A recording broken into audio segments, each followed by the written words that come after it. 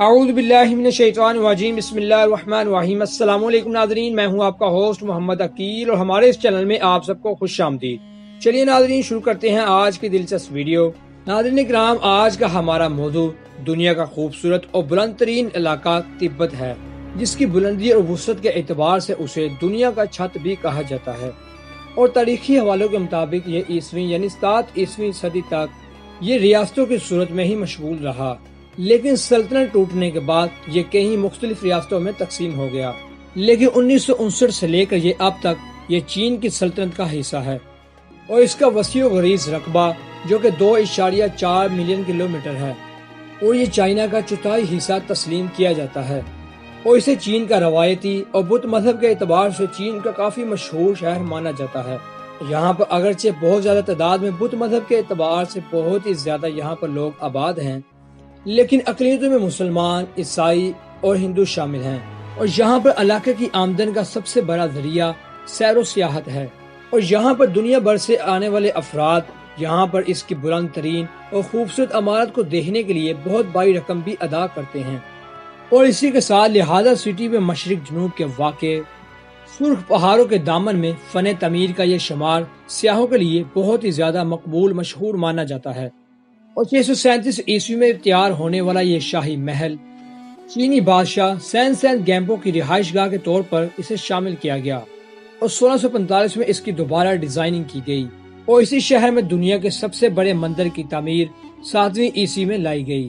اور یہ تبت کے لوگوں کے لیے سب سے بڑے مندر یعنی سب سے بڑے مشہور مندر کی اہمیت رکھتا ہے،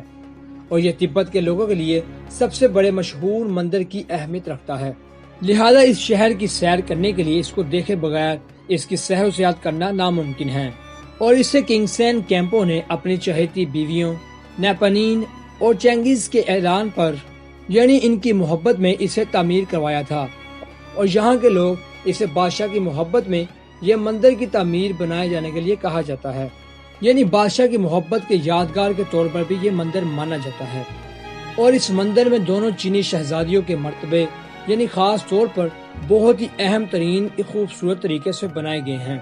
جو کہ نیپال سے منگوا کر اس مندر کی زینت بنائے گئے ہیں، اور ہیول دل نیک تبت کے علاقوں میں یہ خوبصورت جھیل موجود ہے، اور یہ چائنا میں نمکین پانی کی دوسری بڑی جھیل مانی جاتی ہے، جو کہ اپنے ارد گرد پھیلے سیاحوں کے لیے بہت ہی دلچسپ ہے، اور یہ سطح سمندر سے 15,479 میٹر بلند ہونا ہے، اور اسے بعض اوقات آسمانی جھیل بھی کہا جاتا ہے، جو کہ اس کی بلندی کے لحاظ سے اسے کہا جاتا ہے، اور یمٹوک لیک یعنی سینکٹرو لیک، لہذا اس شہر سے 70 کلومیٹر واقع کے یہ جھیل